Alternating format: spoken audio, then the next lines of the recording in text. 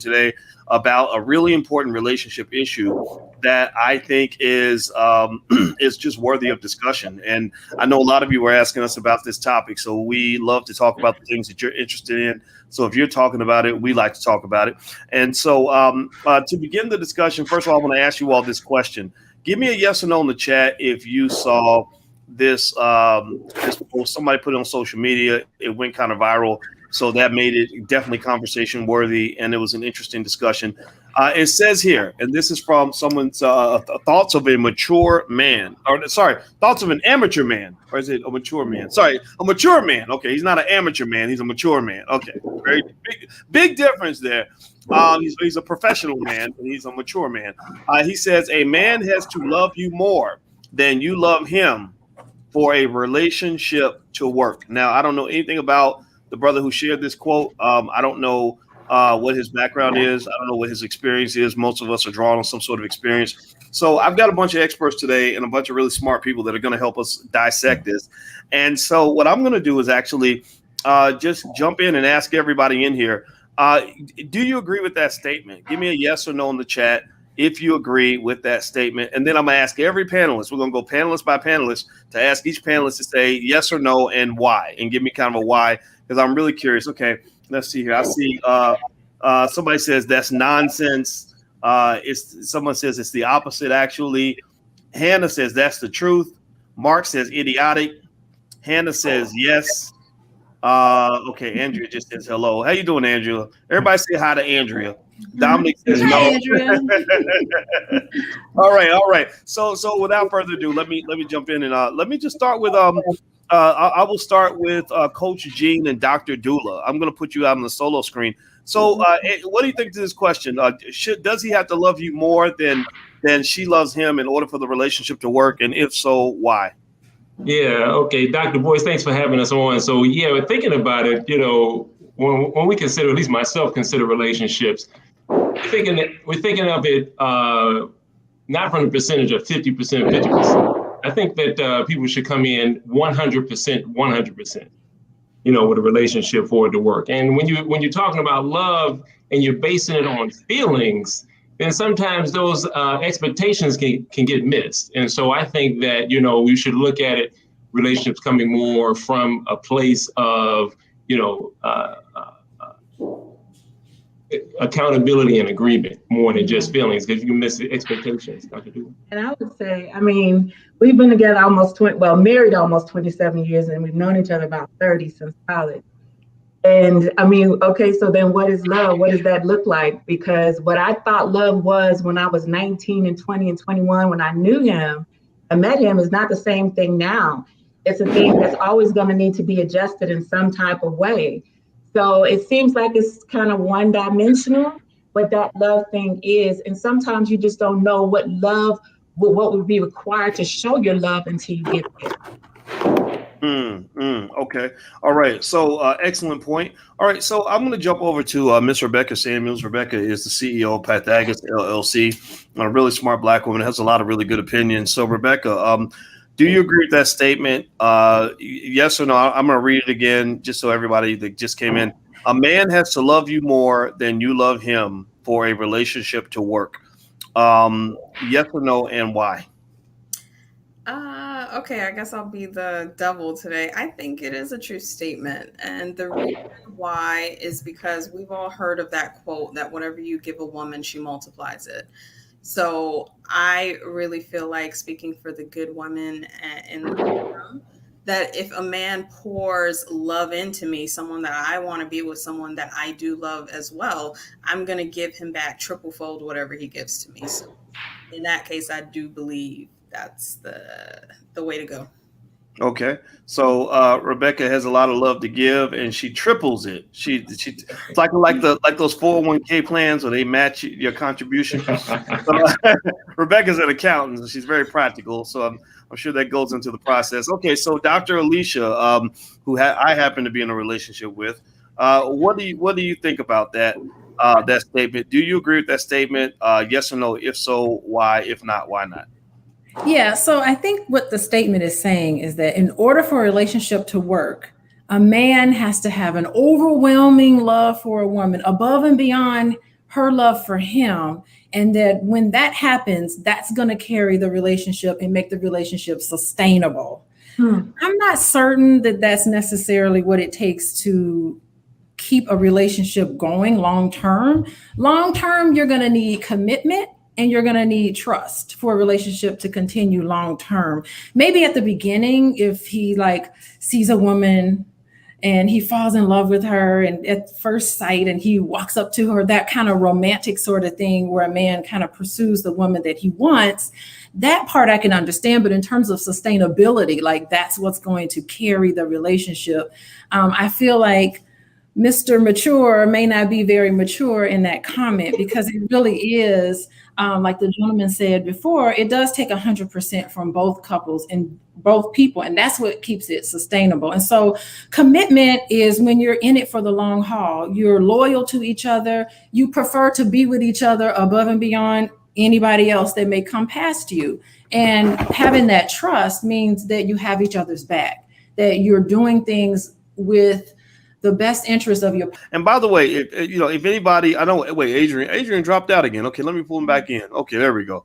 All right, so if you drop out and you're in the backstage and I don't catch you, just you can wave or something. I'll see you. Okay, so by the way, so everybody who's watching, the experts, I didn't get a chance to ask, websites and books and things like that. So for everybody in here, if you have a book or something you'd like to know about, you mentioned the book. I know Trey, I know you've got a lot of stuff out there. So Trey Kearney, I'm gonna go to you next. Do you agree with that statement? If so, why? If not, why not? No, I totally don't agree with that statement. I think a man has to love himself in order for a relationship to be sustained. We have a lot of failed relationships because men aren't healed, so they don't have the capability of loving a woman for long term. And likewise, I think women have to love themselves to maintain relationships. There's too many of us that are dependent on the other person to maintain a relationship. One whole man and one whole woman equals one healthy relationship. And for us to say that a man has to love a woman more for the relationship to work, I don't think that's a true fact. I just think it's so many men that have issues that are not addressed because men should just chuck it up and men just need to do what they need to do and they should be emotionless and all this other things. But I think a lot of men don't know how to love themselves. So how could they love a woman fully? Interesting. So, so Adrian, and now when I hear Trey's comment, my thought is when she says men need to learn how to love themselves, I'd be curious, and I want you to answer the question for sure. And I know you got background in this, but I'm always thinking about this. How do I show that I love myself? I think I love myself. I think I know how to take care of myself. I'm a pretty happy person. So what are your thoughts on that? When just that whole men have to learn to love themselves. Now, mind you, I assume she's also saying women as well, right? I think she did say that. Right. But Adrian, give me your thoughts on just all of this that you've been hearing. Loving yourself is his ability to set boundaries, know what he wants out of life and be in pursuit of those goals, knowing how to take care of you. Remember, we have those 7 things that we should all be aspiring for: financial, spiritual, emotional, what it means to have family and build legacy. So a man who is mature, who's loving himself, is focused in those areas, being accountable, working on himself, spirit, soul, body, and mind type of thing. So I think that's a very good statement. As far as the whole, a man needs to love her more than, no. So that's a big resounding no, because I think for a couple reasons. One, it speaks more so to me to the insecurities of women and them trying to ensure themselves, right? Because in a lot of instances, women view men as insurance policies. They want to insure their life with a man. So in order for that to happen, she needs him to love him more than she loves him. And then she can buy into that. I think the long-term effects of that is we keep on undermining the emotions of men. Men want to be loved. Men want to be respected. Men want the same emotional exchange that women do. So we just have to find a better way to get to it. But I definitely don't think that's an accurate statement at all. Okay. All right. And okay. So last but certainly not least, Mr. John Harris. So I'm glad we got some men, a nice balance of men and women to provide perspective. So John, when you heard that statement, In your experience and just in your view, what do you think about that? Well, to be honest, I kind of threw up in my mouth a little bit. So that's a resounding no. Check this out. Expecting a man to love a woman more and for that relationship to work is like an idiotic statement to me, especially considering that 70% of the divorces in this country are initiated by the women. And then you look at the fact that when they do have a divorce, a man can love a woman to death, and that's not going to stop her from leaving that relationship. I mean, and then also we have to look at what was the reason, what is the real reason these two people are joining together anyway? Is it because of love? Is it a situationship? Is it for financial security? Is it just for to have in-house sex? It all depends on what they're getting married for anyway. So it really is based on both partners, both of their intent and their intent with the relationship. Okay. So John says intent. That's really interesting. I thought about that statement and I was trying to process that, right? And I was thinking, Coach Eugene, I was thinking about the fact that, I as a man, again, I'm not an expert in terms of having studied relationships the way Alicia has, right? But as a man, I'm pretty good at that, and I kind of know a couple things about that. I can say that that when I met her, I was really enamored with her, and I was really excited about a relationship with her. And what I have found in my own life, without telling on myself, is that when I really am excited about a situation, I tend to be on my very, very, very best behavior. Meaning that, whatever the best is, like Anita Baker said, giving you the best that I got. Well, not everybody's going to give you the best that they got. Some people are going to give you the worst that they got. That's why I don't believe that there's such a thing as a good man or a bad man. It's which type of man did you get that day? And it's like if you go in the store, sometimes I'll drop $3,000 on something. Sometimes I'll get mad because you charge me $8, right? It depends on what I want at that time and how I view whatever it is that whatever exchange I'm seeking to make, right? So do you think that it's possible that that scenarios where the man is really, really, really, really, really, really, really, really, really in love with the woman, and let's say she loves him too, and Rebecca, because Rebecca mentioned her matching program, her matching funds program, where she says, whatever you give me, I'm gonna give it back. And there are a lot of people that do that. And I'm just shooting from the hip on this, but I feel like women are just a little better at that. Not that men can't be great in our own way, but there are some things I think women and men do better than the other. I do believe that. I don't believe we're the same.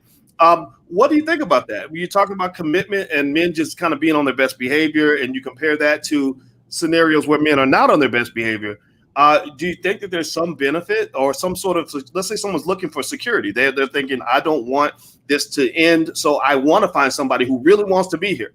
Like you're hiring somebody for a job. I really need to know that you want to be here. If you don't want to be here, then you should go.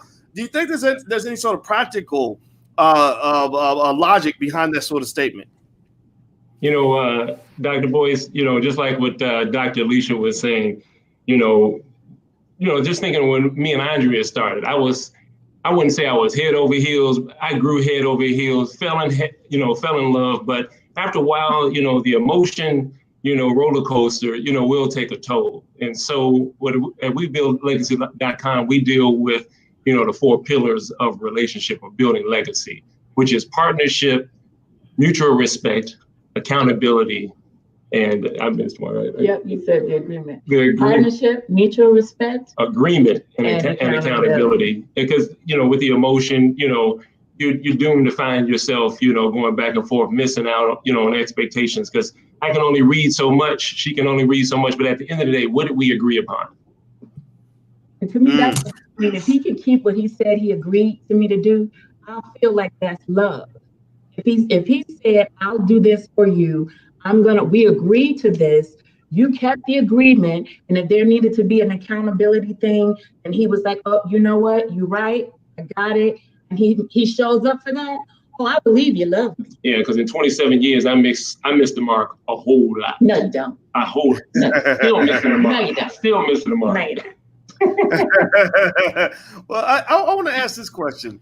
I'm gonna leave this wide open, and if I don't get your chance to make your comment, just do like this or something. That way I don't miss anybody. But you know, and I like what Coach Jean was mentioning. You know, that being honest about missing the mark. Like we all miss the mark sometimes, but a lot of times, you know, it seems to me that there are so many scenarios where I will see examples where we're talking about what's wrong with men, but I don't always hear a lot of women say, you know, I miss the mark a lot, or I do a lot of things wrong. But a lot of times, because it's like, especially when you talk about that thing like infidelity, I'm sorry, I'm just gonna say men are usually the ones who are caught in that category as opposed to women. Not that women don't do it though. We know women do it, right? Because they're because women are there when men are having sex. Women are usually there. So we know what's going on. But they compare it to like dogs and cats. You know, they say that the cat covers the shit up a little bit better. Right? So I'd be curious to know what y'all think about that in terms of just kind of really thinking about that when you try to make relationships work. And why do I think I keep hearing more often that men are the ones saying, yeah, I messed up. Yeah, I'm not so good. And you don't hear that as much on the female side. I don't really see as much accountability being pushed on that end, but maybe I'm wrong. Tell me where I'm wrong, please. Mm-hmm. Anybody? I want to address two things. I want to go back. I'm going to address this, but I want to go back to the commitment thing. I think part of the challenge that we have in relationships when we talk about women wanting the man to love her more and this whole thing of commitment is it's a part of our socialization process. Women are socialized into wanting to see marriage as, as a goal for them to achieve.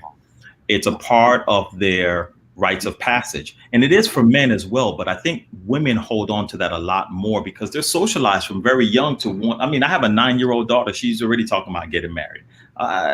Where did you get that from? Okay. Make it make sense. And so young girls move into that. I think we have all of the Disney movies and the things that contribute to that, right? But I think the problem where women lose their footing is women tend to believe that because they are more interested in the commitment of a relationship, that they are prepared for the relationship. They're just more committed to the idea of commitment, but it doesn't mean that they have the other skill sets that sustains a relationship. And I think men get a bad rep because men are less committal in those early stages, right? Later on, eventually a man says, hey, I want to settle down. I want to have a relationship. I want to be committed. But women tend to reach that space, it appears, sooner. So they call men immature because they're not there yet. Men are just simply more honest about where they are in their process than women are. And a lot of that might be biological because women tend to want to have their children earlier. Their clock is ticking, but men mature. Their maturation process is on a different timeline, not less mature or more mature, just simply on a different timeline than women. And I think that's where men and women miss, and we get the flack for it. But women are just more committed to commitment a lot sooner than we are. Wow. Trey, I can see your body language. Like you have something to say to that. Go ahead, Trey.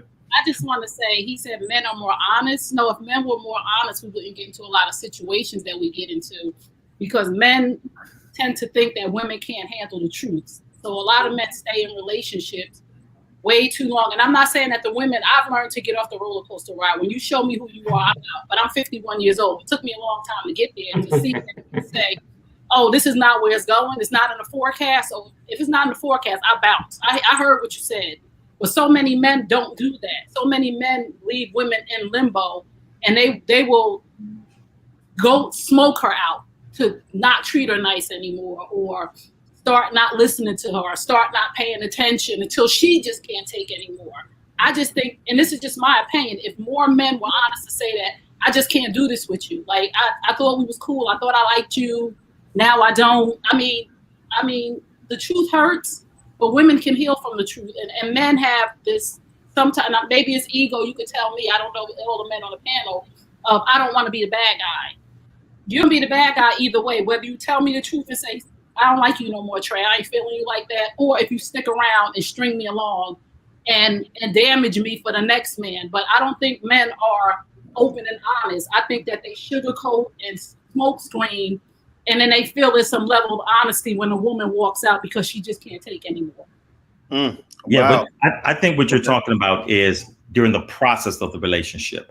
But when we go back to that meme of a man needs to love more, in that beginning stages, the question becomes, what's driving that motivation to push for these relationships, right? And I think that's where you get the two different motivations and different definitions around that word commitment. Right. I'm gonna ask y'all a question. I'm gonna throw again. I'm just gonna throw out a bunch of statements. Some of them might be stupid, but I don't care. Jesus is telling me to say these things, so I'm going to do it. I believe that women grow up wanting marriage more than men. I do not believe that men, when I sit with my boys and we're talking about what we want and what we dream about and fantasize about, we're not opening up bride and groom magazines, talk about how wonderful our wedding day is going to be. I used to be really confused when I would see women that would go to weddings and like they would cry or get horny or whatever reaction. It didn't make sense. I was like, weddings are boring. Weddings, what? So here's my logic. Again, I'm just being straight logical on this. Probably too logical. I always felt that if you're trying to get somebody to do something that you want to do, but that they don't necessarily want to do it as much as you do. They may like you, but may not want to do it as much as you. Like, let's say sex. Let's flip it to sex, right? Women and men both love sex, but y'all know that there's a difference in terms of like a man. If you look good, some men will take you right. We can go to the hotel in 10 minutes, right? Like that's just a lot. That's just what you see, right? Not to say women can't do it too. I'm not saying that. I'm saying though that I see it more on one side than the other in my experience. So I was always raised to believe this: if you want a woman to sleep with you, then you have to go above and beyond. She's not like I wouldn't sit around saying, well, why if she wants me to bring her flowers? Well, no, she should be bringing me flowers. No, I shouldn't be taking her to dinner. She should take me to dinner because she's going to enjoy the sex too. Like men don't say stupid stuff like that because then you'll never get none, right? But you flip it, right? So you go ahead.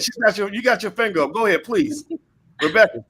No, that's the new age men. They actually do say that now. Why am I going to do all of this stuff? You're getting pleasure out of sex just like I am. Literally just had this discussion. They do. Ooh. Times have changed. Okay, then all right, to bring me into the 21st century. But I will say that I was raised to believe that if you wanted something from someone or wanted to persuade them in some way, you had to do a little bit more. But I don't hear that with marriage. I kind of hear everyone sort of talk about the 50-50 thing. And I'll just tell you the truth. I didn't grow up wanting to be married, so if I didn't feel like it was really going to make my life better, I wasn't going to do it. It wasn't like I was sitting there saying, oh gosh, I'm 30 years old. I got to get married soon. My clock is ticking. I never had that conversation with myself. So do you think that maybe there is kind of this thing to say, going back to that point, that maybe it's better he loves you a little bit more than you love him, that maybe the guy who really is into you, like super into you, is going to be that guy who's like, okay, I'm willing to do this with you because I just think it's so great to be with you. Like why? Tell me why that's a crazy statement, please. Okay, can I jump in for a second? Yes, yeah, I know you said this is what men say when they're around each other. And I'm just going to tell you what men say when they're in my office and there's nobody else around. Men do want to be admired. They want to be appreciated. They really want to be in a relationship where they feel supported. They want to make themselves vulnerable to a woman. They really do want to have that deep connection and they want to have that relationship, but they're scared. They're scared that they don't trust themselves, that they're going to get their heart broken, that they're going to get all their money taken away, that they're going to be humiliated. And so fear is what holds a lot of men back. But, I've had men cry in my office because of what a woman has done, or for the fact that they want to even tell their partner that they're sorry for something that they did. And all this ego and all this other stuff holds them back. So a lot of men are conditioned when they're around other men to just say what they think other men want to hear. But men want love and commitment just as much as women do. Right. Yes. I don't doubt that. I don't doubt that at all. I think it's a matter of the right situation, right? Like it seems to me that it's like when mature men tell each other that you're getting married, usually the conversations I see are like, wow, you sure you're ready for that? And he'll be like, yeah, man, she's really the one. You're like, oh, well, congratulations, you found the one, right? But in terms of just sort of congratulating you just because you got married, I don't see that as much. Like the marriage in itself is not the point of celebration. It's the fact that you met someone that you love enough that you're willing to give away. Like, especially you talking about men with options. You know, like I know guys, NFL guys, movie stars, millionaires, who are like, I got a lot of women I know, but this is the one I picked above and beyond everyone else. And that, I think, is a different trade-off than the guy who, you know, has nothing else to do. I don't know. What do y'all think? I mean, do you think that it matters if the guy has options or not? I remember, what was it? I think it was Chris Rock. Remember, tell me what you think about that statement. Remember when Chris Rock said, men are only as faithful as their options. Like, why was that an offensive statement? And tell me what you think about that statement and why it was offensive. I'm sure someone's offended by that statement. I'd like to know. Anybody, please. I'm not offended. Listen, I'm just going to say this. I have a pledge that I just launched today for Women's History Month, #NoSideChicken, where I'm encouraging women to honor, guard, and respect each other's relationships so that we can, my mission is to get 1 million women to honor the pledge. A lot of the problems that we have as women is that the fact that we allow ourselves to be options. And we complain about men and say men are dogs and men cheat, and men do this and men do that. But who they doing it with? One of us. Yeah. And we expect men to respect us when we don't respect each other. We're never going to get the respect that we deserve or the respect that we earn if we don't show up for each other to say, I'm not going to sleep with somebody else's man. So why would a man respect any woman, or why would they not try to have other options if we continue to be options? Men go from one woman have a kid to a side chick have another kid, to another chick have another kid. So it's 3 women who are single mothers based on the fact that we were willing to sleep with each other's men, but then we complaining about the men when we are enabling them to do these things. If we said, no, I'm not sleeping with you, you got a girl, what? I know so many women these are the women I talk to. I talk to women, the wife and the side chick, who knew a man was committed and still talk to him. I said, that says nothing. Well, he's the one that's committed. I said, what does that say about you? That you would make yourself second. So we have to look at that statement as men are as committed as the options they have. Why wouldn't? If we all can have our cake and eat it too, I mean, why wouldn't we? Women I did it. Like I said, I had a husband and a boyfriend for many years because it was as good as my options were until somebody gets tired and gets off the roller coaster ride, which was me with the man I cheated with, because he cheated over and over again. So I had to make a decision to get off the roller coaster ride because I wasn't going to be an option. So we have to stop as women being the options to men. And then the infidelity problem we'll probably never see it go away in our lifetime. But if we follow the rule to honor, guard, and respect each other's relationships as women, we wouldn't have this problem. Okay, so no side chicken. All right. Well, I like chicken, but not side chicken. No. All right. So I see John has his finger up. So since I haven't heard from you in a while, John, I'll let you go in, and then Coach Gene and his wonderful wife. You two are next. Go ahead, John. Well, I have a couple things to say very quickly. One is I think people are only as faithful as their options. Because if you look at today's the way today's set up with the OnlyFans culture and the hot girl summer and things like that, these women are acting just as reckless as men are purported to act. Yeah. And now this is what I'm going to tell you just for a moment of transparency. I've been wanting to get married since I was the age of 6. Oh. Wow. And that's because I was taught that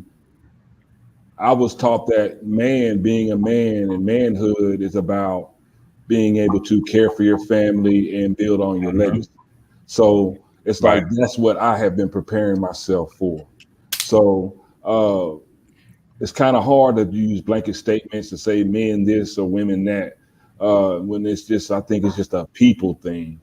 It's not a man or woman thing. It's a people thing, and the way we interact with each other has definitely changed in the recent history. Okay. All right. Excellent points. Okay. So now, Coach Gene and is it Dr. Dula? Yes.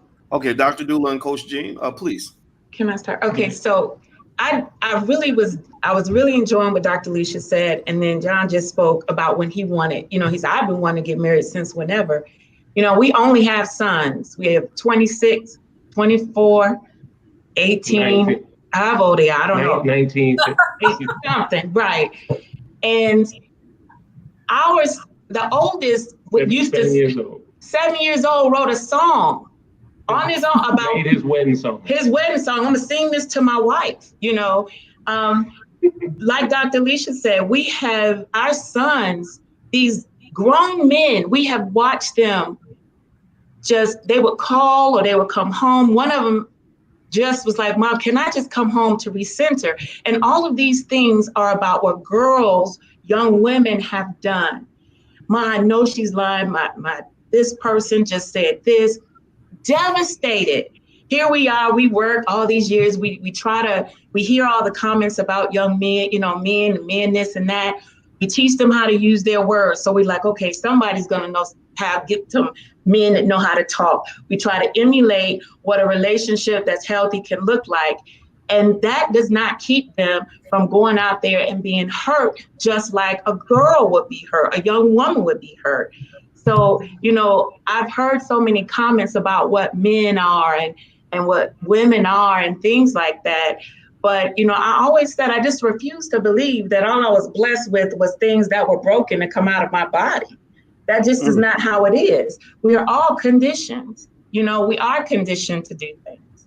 So I just, we are human, If I could real quickly, Dr. Boyce, relationships is a skill set, and ultimately we all bring in baggage to the relationship, every one of us. And so it's just a good thing for us to continue to have accountability outside the relationship to come in to assist us with knowing how to connect the dots, and how to draw the same picture at the same time. What is our perspective and perception about how we're going to engage in this relationship, in the end. So, it's just, sometimes, we don't think that we need, relationship education, and it is a skill set, and we need to learn again how we're going to do this together. So.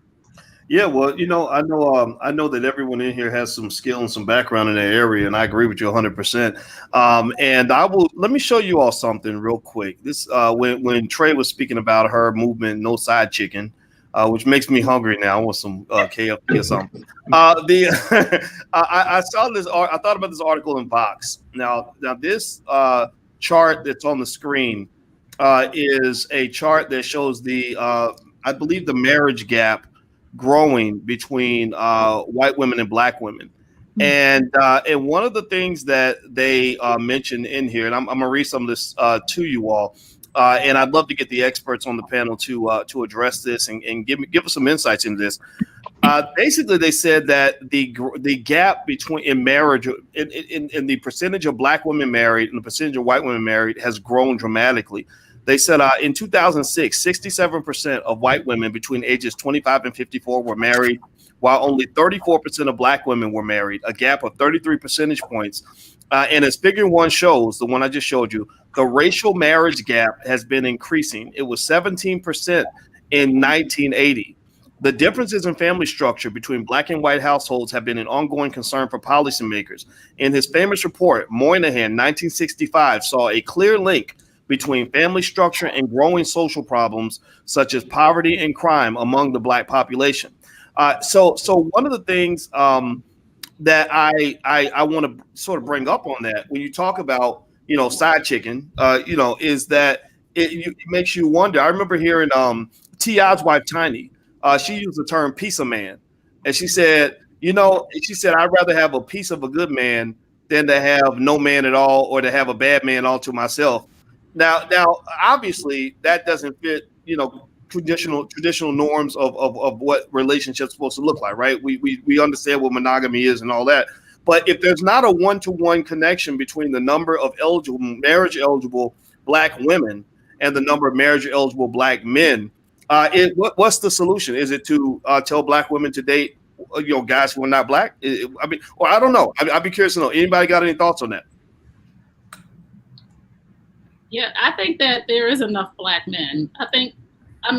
That's just what they're trying to tell us. I think that there are a lot of good black men but they would rather focus on us believing that there are not enough Black men so that we would think that we would have to share a man. We don't have to share anything. I believe that, and I'm a spiritual person. I love the Lord. I believe God created enough for everything. I'm an abundant liver. I don't think that there's no shortage of good Black men. I just think that we have to, first of all, we have to let down our guard as Black women because we've been hurt by the very people who were supposed to protect us. Let's go back to the fact that we've been hurt by our dad. Like a lot of Black women have been raised in single parent homes who have not had a Black man in their life. So we have our guard up because we feel like the very man that was supposed to protect and provide for us from the beginning did not. So how do I trust some dude that I really don't know if my own father didn't stick around? My father, my biological father, wasn't in my life. He's alive and I know him, and I'm not mad at him. He's not mad at me. We have conversations when I see him, but I had abandonment issues that I didn't even know I had until I started to do the work on myself to say, why would I think that me behaving this way is okay? Why would I think that these behaviors that I have is okay? So I had to go back and do the work for myself, but nobody's going to tell me that there's not enough good Black men out here. You just want to shine a light on stuff that you want us to see, that you want the world to think about Black men. There are some, I have amazing, and on this panel right here, I have amazing Black men around me. It's your perspective of what you see and what you're willing to take in. So we have to really change the narrative, and we have to shift our perspective and look at those men that are around us. Maybe they're not the football player. Maybe they're not the basketball player. Maybe they're not the millionaire, but there are Black men who are productive, who make decent salaries, who are good men. But if you want Birkin bags because you're looking at Cardi B and red bottoms, that's your problem. There's hardworking janitors, there's hardworking men who are working at McDonald's, who are managers, who are working their way up to be the owner of McDonald's. It's the perspective that you take. And I'm not saying that we have to necessarily date a man by his potential, but you have to be able to see past certain things. And if you want Birkin bags and red bottoms, then maybe you should buy them yourself, because there are some. That's not the narrative out here. But let's go hear what it looks like. Adrian's got something he wants to add to that. Go ahead, Adrian. It's just, unfortunately, that's not the narrative. You know, there's so much conversation about what a man is supposed to bring to the table. I think the intersectionality of the conflict we have in our society is based on this whole construct of provide and protect. I think what Black people are doing is they're trying to play or participate in a system that was never constructed for them to participate, because historically have never had the economic means, right? So this idea of a man is supposed to provide and protect is seen as a one-size-fit-all system that does not work for our community because the capital is not there. So until men who uphold this notion, but predominantly women who I hear so much of them talking about wanting a man to be able to do these type of things in terms of provision, can begin to come into a more realistic space about what these standards should be, then we're going to continue to have this disruption and people not making the connection that we need. Like 65% of households, like 65% of households have a 2-household income, right? So women are working, right? And then we have an entire feminist movement, women's suffrage movement that has pushed for rights and women to be in the workplace, to be in spaces that they have historically not been in. But then they also want to hold men's feet to the fire to be in a space of provision. So women want to take both sides of that coin. They want the upward mobility of the 21st century, but they want to hold the man fast to the traditional constructs of the 1950s. So that makes for a very disturbed paradigm when it talks about men and women trying to get with each other. It's just not going to be effective. So I think until we have that conversation and settle that part of the issue, we're going to continue to have very distant expectations, which leads to a lower marriage rate. But like John said though, you can't say women, because you can't put me in that bucket. Like John said, you can't put women and men in different buckets. It's people. So we have this perspective as women where we'll say, well, all men. And then I mean, I definitely think we know it's not all, right? I mean, but respectively, John, but it's a broad enough it's a large enough segment of the population that it has a statistical impact, right? And I think that we can say. If we focus on those women who don't have morals and values, and those women who want Birkin bags and red bottoms, and those women who don't want an honest man that goes to work every day and takes care of the kids and helps change. If we focus on that perspective, or if we focus on all men cheat, then that's what the media is going to continue to shove down our throat. We have to change it around as Black people and say, no, we're going to focus on this group of people. We're going to focus on the women who are not requiring these things, and the men who are not looking for a woman on a stripper's pole. We have to change that narrative ourselves and that perspective. We're all focused on that thing, and we have to change that. But even in your example, you're still talking about on the outskirts of what that bell curve looked like. Even I'm saying in the middle of our average of 38,000 to 55,000 salary earning, the vast majority of what middle Americans look like in terms of middle class to upper middle class, you still have a very strong social construct about gender roles that works against the Black community, because they're trying to ensure this provision and protection according to this Eurocentric capitalistic construct, which you need money to participate in. So if historically the money's not there for the Black community, the way that it allows us to fully participate, then we have to move different because our money is different. Okay, Dr. Dula, I see your fingers up. Yeah, and then I want to ask Rebecca a question too. Go ahead, Dr. Dula. Yeah, I was glad you said gender roles, because this is my area of research. I literally went, and when you first mentioned Dr. Boyce, Moynihan with his self and how the households begin to look and shift and all of that, without going into that detail, I would like to just kind of shift this a little more, less of that we all have to be homogenous in this, and more of the context, the one that we come from, the one we challenge couples with all the time and individuals. There will be those who want that traditional whatever. There are going to be those that want that. This is what I want. And there will be men that want to feel that. There will also be those that are more egalitarian. They say, no, we're going to figure this out the way to. And then we always talk about what we call the crown couple, the ones who they say they want one thing, but the man still say, well, no, but I want to look like this. I'm saying all that to say the notion that we have to, we need to come into this one space is unrealistic for the reasons that Adrian just mentioned. Okay, a lot of us are striving, and this is one of the issues I do have when we look at things as a Black community. We're striving. It's like, okay, we're going to get this thing. We're comparing ourselves to individuals, to a society. Yes, we're comparing ourselves to the standard that wasn't even worth trying to meet. And I'll say it this way really quickly. It's like the thing that spurred this for me was when I heard someone say, there was a time when women could stay home and they didn't have to work. Well, for who? Because I had never met a woman in my family who didn't have to work. But in the relationship courses that have faces like ours, we are still telling women, there was a time when you didn't have to work. So then the pinnacle of things is, if I get a man that can do this, this, this, and this, and this for me, I don't have to work. Rather than looking at what our situation has been and what kept those families together. You know what? I'm going to get you. What kept them together.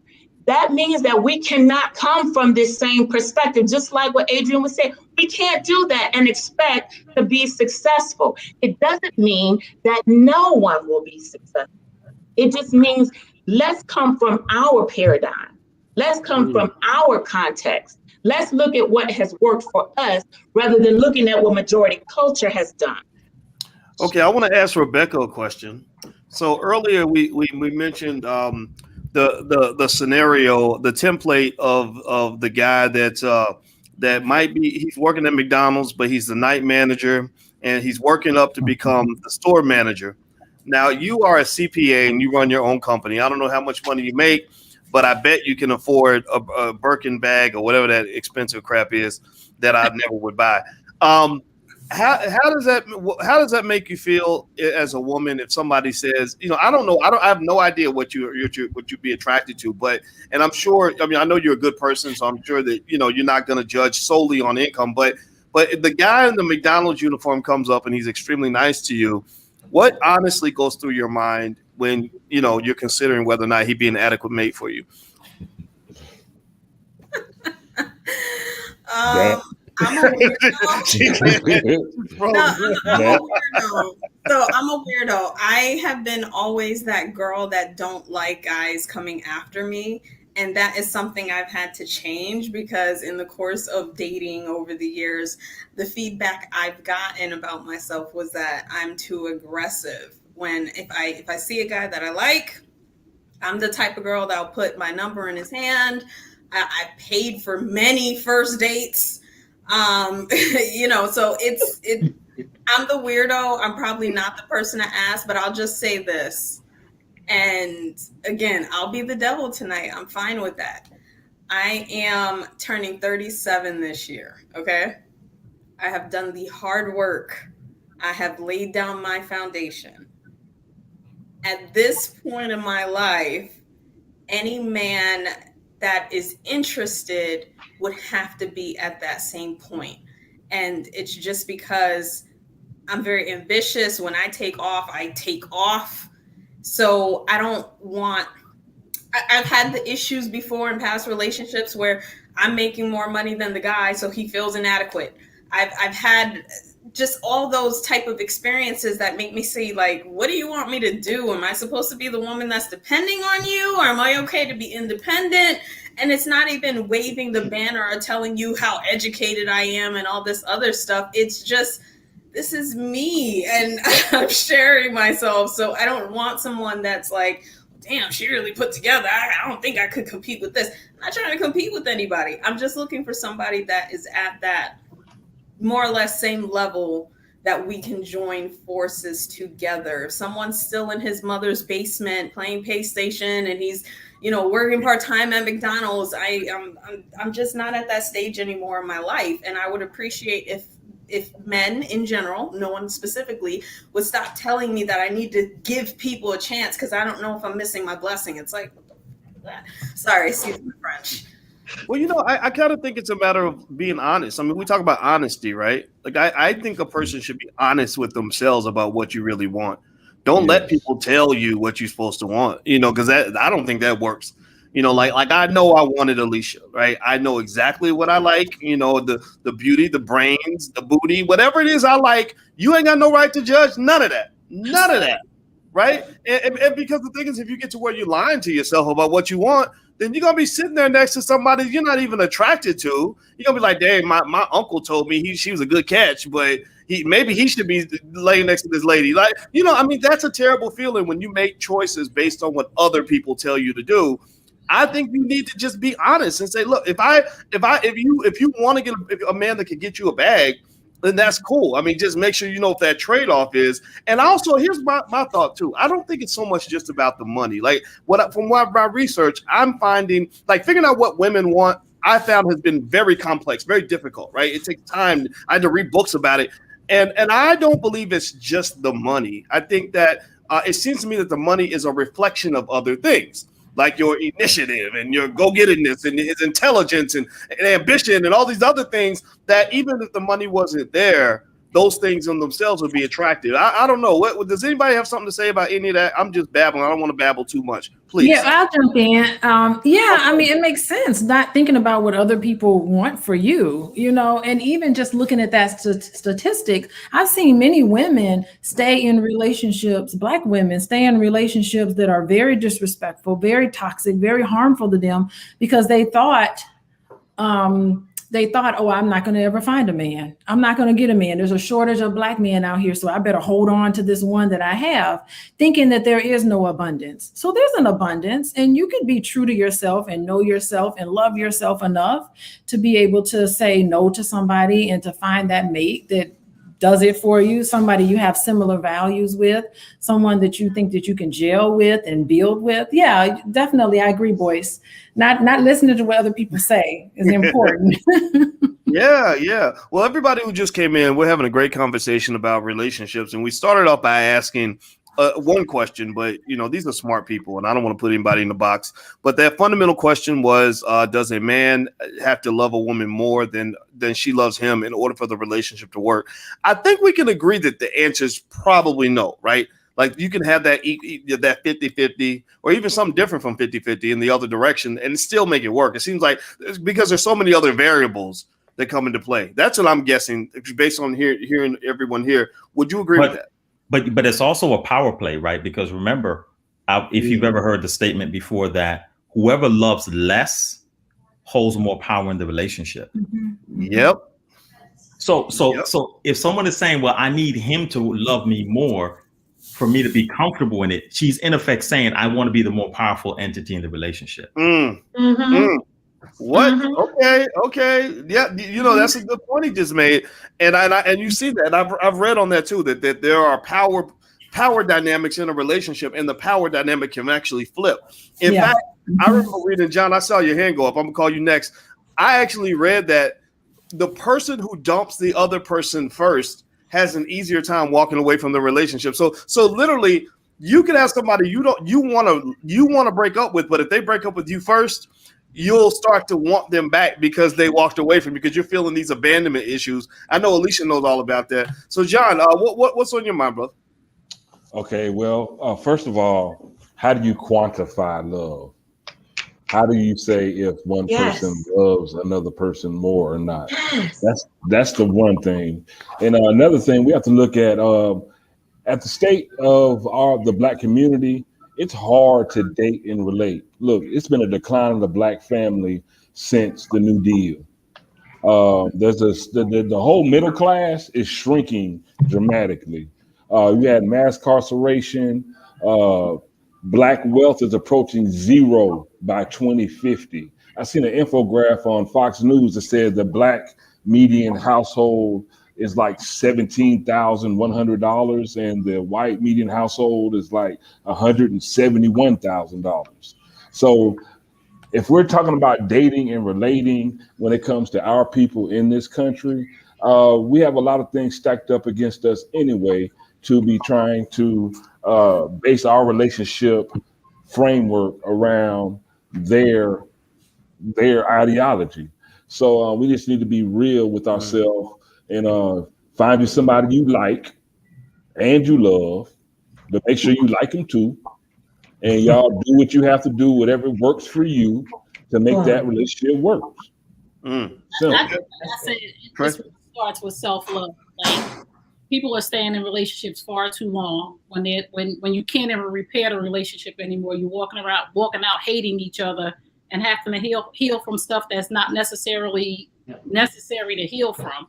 I just think when you love yourself, when you do work on yourself, and I just believe in our community, we just have been taught that, and I know we're talking about men and women, but women have been taught that we have to suffer through a relationship. Like Emily off of Love and Hip Hop was fabulous. She got the prize now. Like, she walking around and he finally flaunting her on social media. But look what you had to go through to get to that. Like, you stayed with that. Like, we talked about Future and Ciara last week. Thank God Ciara got off the crazy train before he drove her crazy. Emily, he knocked your teeth out. He's been with other women. And now you feel like you want a prize. Why do you think he's a prize after he abused you that way? So we have to love ourselves. Two people in a relationship really have to love themselves enough to know that if this, I have to get out of here. And I said it before, a toxic relationship, if you're in a toxic relationship, you're toxic too. So every time I was in a toxic relationship, I knew I was toxic. So at this age now, when I see toxicity or when I see something that's just not right, I'm okay with that. Like, and so many of us are not, because like whoever said, I'd rather have a piece of a bad man than no man at all. Because you're not healthy to even say that. Like, I'd rather be with a man that'll knock my teeth out and hide it just so I can have a man. Because you're not healthy. We have to learn, Black people, that self-love is healthy. And we have to be healthy in order to be in whole, healthy relationships. And that's one of the things that's lacking in our community. Not accepting the fact that we've seen some things and we carry some baggage that we must put down, but it's my baggage. I got to go deal with my baggage. I'm not, and so many of us are expecting a man to deal with our baggage. Well, he put me through this and he put me through that, and you ain't going to do this. You shouldn't be in a relationship if you're going into a relationship with that mindset, and vice versa for the man. So if we had simultaneous healing, women are always healing, only to get broken by a broke man. And not all men are broken, but we tend to gravitate toward a broken man when we're healed because we think we can fix him now. If we had simultaneous healing where men were getting help that they need, black men, and black women were getting help that they needed in the community, we would have whole households. Like, we are tearing each other up because we're not willing to do the work in ourselves to be healthy enough. I'm not staying with toxic girlfriends. You got to go.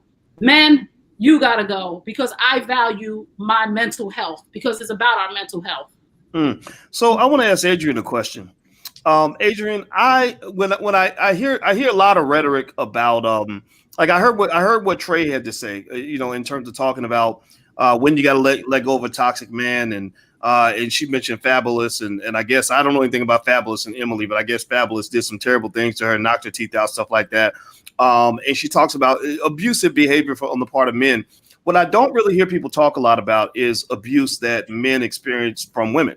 Because it almost seems like it doesn't show up in the same form that it does with men. Like, a woman isn't going to knock your teeth out typically. Now, some might, but most won't, right?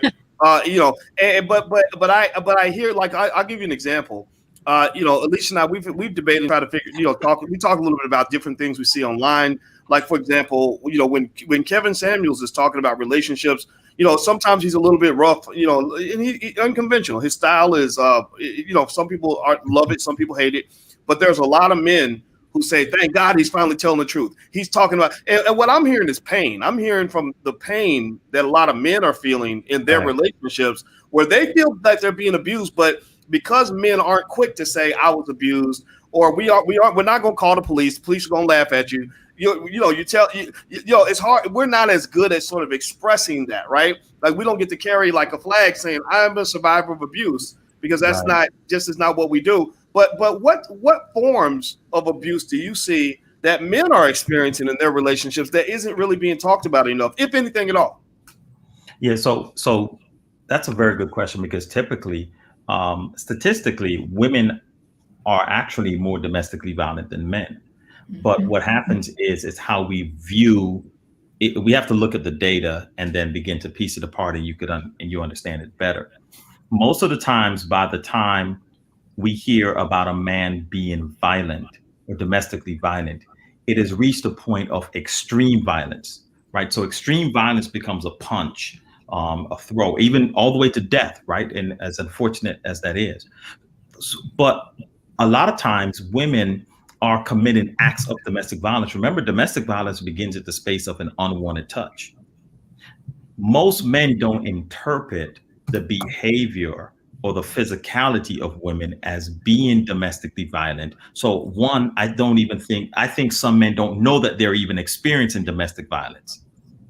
Two, it's underreported because of the masculinity and manhood identity thing, right? Because I'm a man, I can't look like I'm getting punked out here, right? So I'm not going to report it.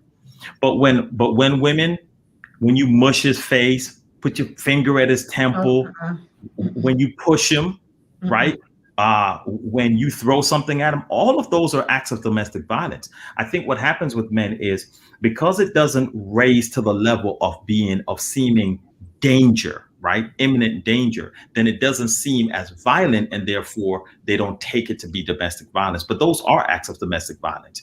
By the time the man begins to respond and it's now escalated, now it's, oh, he's being domestic violence. And the other thing about it too is, unfortunately, I've seen it, I've experienced it, and I know if it happened to other people, where women have the ability to do a better job of code switching, right? Where they could be very aggressive, and then when law enforcement gets involved, all of a sudden it's, I don't know what happened. How is that? Right. So that unfortunately, and I know Dr. Alicia, obviously in her line of work, similarly deals with that all the time. So that's the truth about that. Women are actually on the lower scale of violence, are more domestically violent than men. Men are more violent on the more are more violent on the more violent offenses on the domestic scale of violence. Well, also, I was thinking also about other forms of violence where nobody hits anybody, right? Like I've seen people accused of being not violent, but being abusive without it hitting anybody, right? Like you'll hear he was emotionally abusive, right? Mm-hmm. I don't hear a lot of men talk about women being emotionally abusive, but to me, when you get to the point where nobody's doing anything physical, like physical men, we're just naturally stronger. We have the testosterone and all that. But when you're talking about a battle of the mind and the emotion, then everything's equal at that point. I've seen the abuse go in both directions. Sorry, go ahead. Go ahead, please. What do you want to explain? I had said it's not equal. Women, women's communication skills are above par. Yes. I can't wait to hear what Dr. Alicia says because she's over there. Yeah, I've seen really painful psychological abuse by women on men, and a lot of men don't see it that way. And sometimes I'll just point it out and say, that's abusive. She was stalking you. That's abusive. She was breaking into your phone. She put a tracker on your car. She's requiring you to check in with her every hour on the hour. She's calling you names. She's yelling at you. She's driving by your house in the middle of the night. That's abusive. And he's like, what? No, I have to tell him, like, right. You can't even go to sleep at night because you don't know if this lady is going to come through the door. I have pointed that out to say this is very poor boundaries. This doesn't work. This is extremely toxic. You can call the police. This is illegal. It's just as bad. Stalking by women has been a huge issue, and I see it a lot in my practice. Much more, and very rarely do I see a man being physically abusive to a woman. Maybe I know it's pretty common, but I haven't seen that as much as I've seen psychological abuse. I've seen that tremendously by women on men. Yes. Okay, John, go ahead. Especially you have a lot of women nowadays, they'll deny the father the ability to see their child. They'll call the police on them for no reason, knowing that these police are definitely going to have a more aggressive take towards this black man because they've just shown to do this repeatedly over and over. I've seen so many women, especially I play football. So I'm in a locker room with 100 guys. And I'm looking at it. So I have the window. I'm looking to the window of 199 other guys. And I'm seeing women pour sugar in their car tanks, flatten their tires, bust out their windows, come by their house, do physical damage to their homes, throwing their clothes all out in the street, destroying property, so many different ways that a lot of men just eat it. And a lot of times we just eat it and move on. And it's not, and that's got to change, and that's definitely has to change. But I do want to make just two more quick points. One, people, men and women, I don't care what color you are, in between relationships, detox. Take your time to detox. Some people, they jump from relationship to relationship to relationship, and they carry out. They're in relationship number 4, and they got five relationships worth of baggage that they're bringing into this relationship. You got to take time to detox, and that's the part of loving yourself. Take the time to process what went through, get that person out of your system, take accountability for your part in that relationship, heal yourself, and then once you feel like you're ready to go on to a relationship, do that. Second point I want to make is there are 7 billion people in this world. And people are looking for their forever one. That's a lot of no's, ain't it? Wow. So anytime you get into a relationship, just know there's a risk. Both sides are taking risks. There's no other side. Men are not taking more of a risk than women, and women aren't taking more of a risk than men unless they're just making a bad decision. And that will change the degree of risk. However, when it comes to a relationship, like I said, you're looking for your forever one. And there are 7 billion people on this planet. That's a lot of no's. All right. Well, I love it. Everybody, we were speaking tonight about relationships and and who needs to love who the most in order for it to work. Now, I started with a simple question. Everybody's been talking about it, but y'all know here, this is for intelligent Black people. So we like to elevate. And I want everybody in here that's listening to walk away a better person, the ability to treat other people better, treat yourself better through time. And one of the things I took away from this conversation is I'm learning, like everybody else is that importance of doing the work. One of the things about relationships I truly believe is that it's not one of those things where you want to be a do-it-yourself kind of person. As time is going on, I look back and I think, my gosh, the insanity of two 22-year-olds thinking that they can figure it all out without any help, Right. without no therapist, without no referees. I know, Adrian, I know that you are a conflict resolution specialist.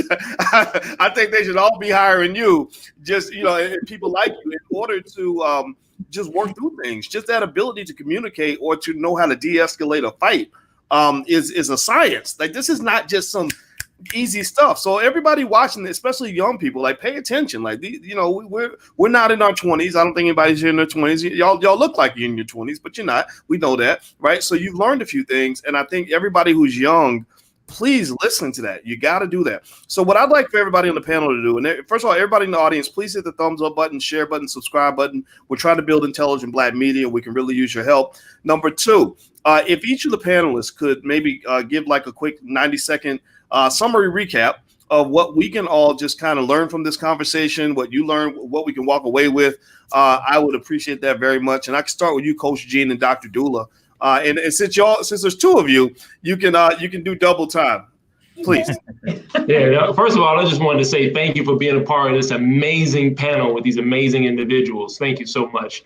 If I get anything out of it, especially listening to John and Trey, there is another dimension to relationships. And we do have to give ourselves time to heal. And Dr. Boyce, you're making a good point. We have to educate ourselves. We have to, get educated about skill set and how to unclothe ourselves, dealing with those issues and coming together, building life. Deconditioning, dehuman design, so deconditioning. I just wanted to say, first of all, regarding like what Adrian was just talking about, or no, Dr. Alicia, about, men not knowing what abusive things are. Let's just try to treat each other like humans.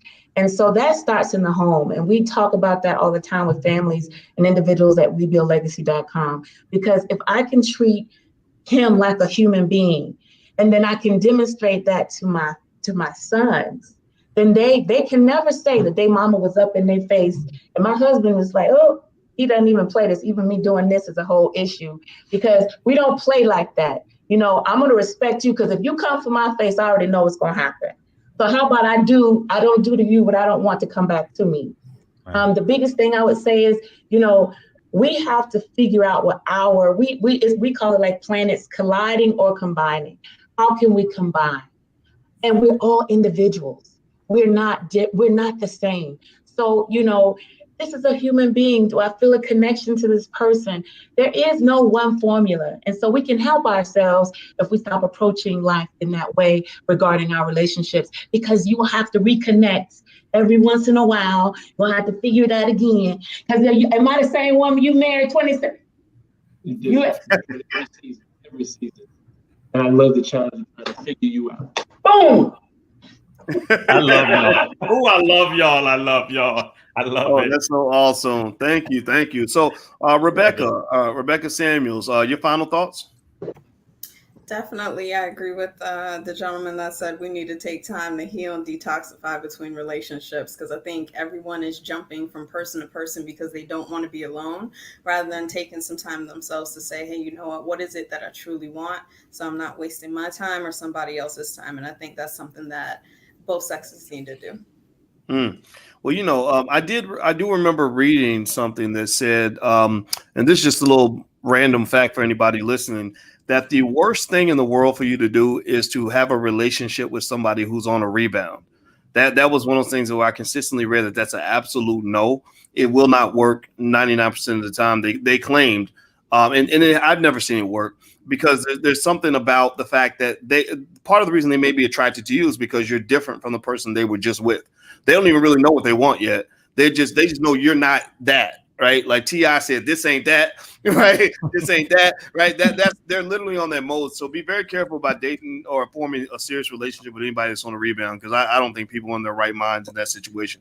So John, Mr. John Harris, by the way, John is on the Black Boss channel. So if you guys want to see John, he does stuff almost every other day with Farmer Brown, the MC, and they actually talk about something really important like black land ownership and agriculture, growing our own food, stuff like that. That's on the blackbosschannel.com. I'll put the URL up on the screen. Everybody should subscribe, because if you want to listen to black men and hear what they have to say, you got to go to the blackbosschannel.com. And actually, Adrian, you're so smart, man. Actually both of all the guys here, I invite you all to contribute as well. So I think that black men should be heard as well as black women. So that's what that is. All right. So John, your final thoughts. Well, my final thoughts on tonight is I definitely agree with it. There's no singular answer in how to relate with someone, because you can one person can really have two. Every relationship with every person is going to be different, because we're all different, and we all can, like you said, combine. And the way we combine and how well we do that is going to determine, how successful that relationship is going to be. But I think that everyone, both men and women, we just need to be honest with our intent. If all you're looking for is some booty, say that. The other person, that's all they might be looking for, And if you're looking for a serious relationship, state that, and set your boundaries and work towards that. Other than that, like I said, any relationship, it is a gamble, and it's all about how you play it. All right. It's all a gamble. It's about how you play it, and be honest with your intentions. Okay. I like that. Okay. Ms. Trey Kearney, your final thoughts. My final thought is take care of you. Be whole, be healed. Make sure you're accountable for what part of, when relationships break down, it's a two-person problem. And so many times we're pointing the finger and blaming the other person instead of being accountable for our part in the breakdown in the relationship. We can never, ever make somebody be with us that does not want to be with us. But I always do self-reflection.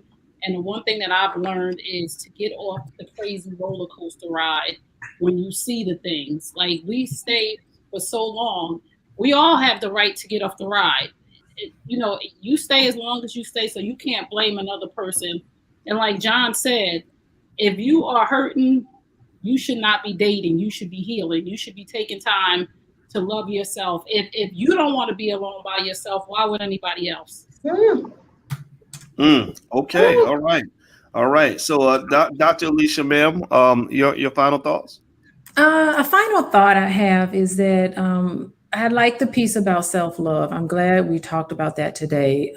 Every relationship we have can really be viewed as a reflection of the relationship that we have with ourselves. And that sets the tone for the right relationship. It rests heavily upon us. So if anything, you got to love yourself. All right. Love yourself. Self-love. Okay. All right. Adrian Carter, what are your final thoughts, brother? I think a lot of times the conflict that we have in relationships is centered around how we are using and defining the language, right? There's a lexicon that we've established around relationships, headship and leadership and rulership and self-love. I mean, they're positive parts of it. One of the things I want to leave people with is how people are defining leadership is often misconstrued. It's defined in a way that is a top-down model. A pyramid model. So that means that there has to be someone at the top, someone at the bottom. So when we talk about leadership, who's leading the relationship? Leadership is not gender specific. Leadership is a set of skills. So people keep on misdefining leadership because someone wants to lead. I don't want to lead my relationship in the sense simply because I'm a man and ensure that I'm leading over her because she's a woman. What I want to do is I want to appropriately demonstrate the leadership skill. You're right. You don't have leadership unless you have the skill. Do I know how to communicate effectively? Well, does she know how to communicate effectively? Do I know how to delegate? Does she know how to do that? Time manage, resolve conflict, take initiative. if I'm a person who is a leader, I have to demonstrate the skill for it. And if she's able to demonstrate those same skills, then doesn't that also make her a leader? How about we learn to lead? Because effective leadership allows for the capacity of leadership for others to also be good leaders in that space as well.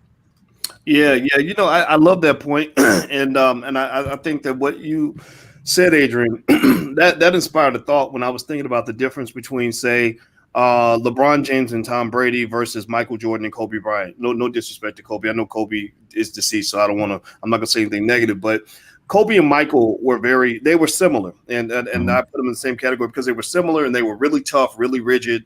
You know, like Michael could be a bastard if you stopped him from winning a championship, you know, and that style of leadership did achieve success. But later on, you started to see some flaws in that leadership when he went to the Wizards and guys were kind of rejecting him.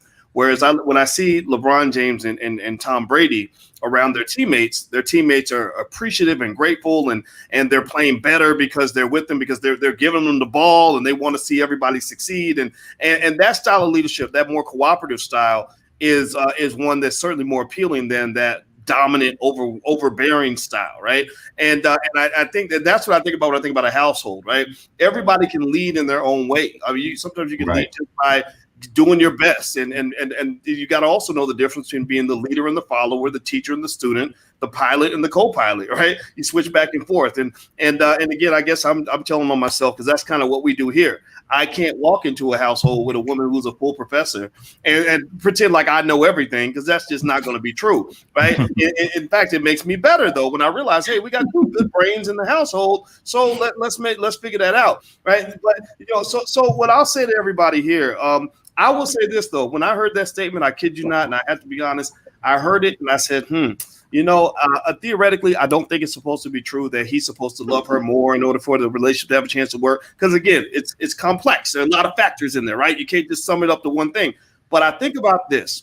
I go back to that point when I said that when I chose to be with Alicia, when I met her, I really literally remember that she was the most beautiful woman I met on the entire campus. She warmed me up with her smile. First thing she did was smiled at me, which made me feel welcome to sit down and talk to her. And then on top of that, she's smart and all these other great things, right? And the thing was that, you know, when people ask me, they would say, well, you know, because I had people come up and say, because they saw when I proposed to her, and it was kind of, you know, we filmed it and put it online because we believe in Black love, and I just believe that we got to honor Black women. Like, we have to proudly, loudly love Black women. I'm a believer in that. And so that's why I shared. It was a little awkward though, because you're like, gosh, how are people going to take this? But I was like, I don't care, whatever, let's just do it. But when people would come and ask me and they'd say, so what made you want to pick her and settle down and want to be with her? And it was like, because I just adore the shit out of this woman. Like I felt like, okay, this is my chance. Not gonna mess up. I'm gonna give everything I got. Like, that was my mindset. And so when people say, well, how could I find something like that? I'd say, you know, maybe there's that guy that might be in your friend zone who loves the shit out of you, who worships the ground you walk on. And are you ignoring him in exchange for some other guy who's a little flashier, who doesn't like you that much? I just really think, I'm a big believer for anybody that's looking to settle down, like you're looking for the one and all sorts of, find that person who really adores the hell out of you. Like I think that should be one of the most dominant factors in a relationship, because I know for sure I wouldn't want to be doing all this if I didn't think she adored the hell out of me. You know, because my first thought was, okay, I know how much I adore her, but maybe I put her on a pedestal. Maybe she's going to be a bitch when I get up close. Maybe she's just like a really mean person. You know, I was really thinking this, and she adored the hell out of me. I said, okay, boom, jackpot, we did it. This worked. Let's do it. Let's move forward. Right. So I think those dynamics have to be in play, because if you don't, you run into what I call this the Halle Berry problem. Right. Halle Berry, gorgeous woman, dated all these alpha men who were super sexy, you know, Dave Justice and what was that other guy who had the sex addiction, the singer? You know, yeah, thank you. Yeah, like okay, you know, my thought was like, okay, if she's really looking to settle down and have something that lasts forever, why not find that guy, maybe that neurosurgeon that nobody knows about, who thinks Halle Berry's the most gorgeous woman in the world? Maybe that would be a better choice for her if you're really trying to get somebody that's going to really put their best foot forward. Again, but then again, that's my simple-minded thinking. I'm an idiot. What do I know? So I'm gonna just be quiet. So thank you all. I want to say thank you to all the panelists, and I'm gonna bring everybody back like individually because all of you are so smart today. And I did a lot of talking. And I apologize for that. And I want to say thank you so much to the audience for joining us. I truly appreciate your time. If everybody could, before you go, please hit the thumbs up button, share button, subscribe button if you have not done that yet. Also, we're going to do this again. We're going to have lots of panels on relationships and all these other topics. And so you'll see everybody here in the future. So thank you all very, very much. Have a good day. And thank you again to the panelists. I appreciate you very, very much. All right.